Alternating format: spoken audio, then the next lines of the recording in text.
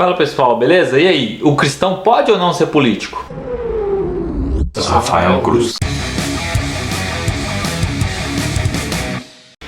Pessoal, bem, eu participo de muitos grupos que tem cristãos, que tem ateus, e muitos cristãos ficam perguntando assim: e aí, o cristão pode ser um político? O cristão talvez até pode ficar falando de política? E assim, eu gosto de uma frase que o Senna Neurose já falou uma vez, que ele falou assim que dar bom dia pro seu vizinho é política. Que política tem tudo. Política está entre o pai e o filho e o pai, entre o marido e a esposa. Tudo isso é política. Então, sim, o cristão, se ele não quiser ser um ser humano, ele não precisa ser político. Mas se ele quiser se manter um ser humano, ele vai precisar ser político, sim. E aí eu queria dar alguns exemplos aqui da própria Bíblia, que fala que tem várias pessoas que trabalharam na política e foram, assim, que Deus não ficou triste com isso. Deus não ficou revoltado. Eu vou queimar esse cara agora. Olha só, Deus escolheu Moisés para ser praticamente um presidente do povo de Israel, que através dele foram dadas leis. Deus escolheu juízes depois para poder administrar ali aquele povo, para poder ajudar o povo a não ficar também até escravo de outros povos.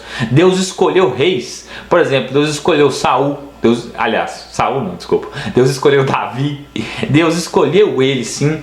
Inclusive, os profetas às vezes tinham uma função que eu vejo meio que política, porque faziam um censo de Israel para calcular quantas pessoas tinham. Nós temos José no Egito, que ele virou governador, tipo um primeiro-ministro lá do Egito, que governava praticamente a terra toda, todos os recursos.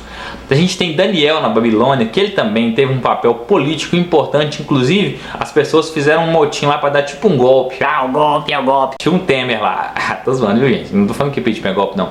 Mas tinha um pessoal que fez um motim para ver se matava Daniel, porque Daniel era muito influente. Aí muitas pessoas falam assim: beleza, mas isso é Antigo Testamento, a gente não deve ignorar o Antigo Testamento, isso não é válido para o cristão. Beleza? Só que você tem no Novo Testamento José de Arimateia, que foi um dos influentes, que ajudou até a poder sepultar Jesus. Que se não fosse José de Arimateia, Jesus provavelmente ia ter um sepulcro mais lenhadinho, mais feio. Mas ele foi lá, com a influência dele, conseguiu pegar Jesus e levar Jesus para poder ser enterrado.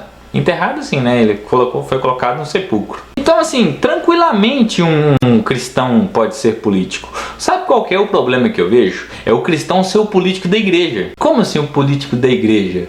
Ele não é político porque ele tem capacidade administrativa. Ele não é político porque ele sabe lidar bem com as pessoas. Ele é político porque ele é membro de uma igreja e essa igreja vai fazer tudo para eleger esse político. Ela vai fazer de tudo, vai falar para os membros votar no político, porque ele é o político da igreja, vai defender os interesses da igreja. Já contei aqui já uma vez que uma amiga minha falava assim que ia votar na pastora dela, porque a pastora dela ia beneficiar a igreja, porque tentou fazer vários trabalhos na praça e não conseguia. Aí eu perguntei para essa minha amiga assim: e quando chegar um trabalho de umbanda lá para ela poder deixar fazer na praça? Não, ela vai proibir. Eu falei: mas cadê a igualdade de direitos, de liberdade de culto aí? Aí ela não me respondeu, né? Ela falou assim: não, a política funciona assim mesmo.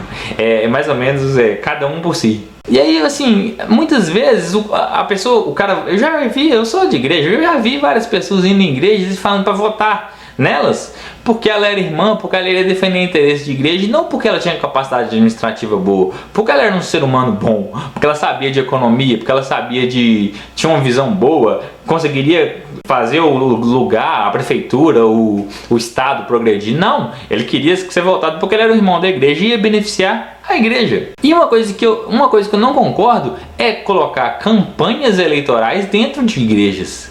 Nossa, vamos voltar no fulano de tal, porque ele é de Deus. Bem-aventurada a nação, ela é bem-sucedida quando o teu príncipe que é de Deus. E sabe por que, inclusive, eu sou contra? Muitas vezes esses caras fazem umas cagadas. E eu vou contar uma que não tem vergonha de falar o nome, porque foi uma cagadona mesmo. 2014, a igreja que eu ia apoiou um candidato a deputado estadual que chamava Leandro Genaro. Beleza, todo mundo falou para votar nele. Um tanto de gente, muitas pessoas votaram nele.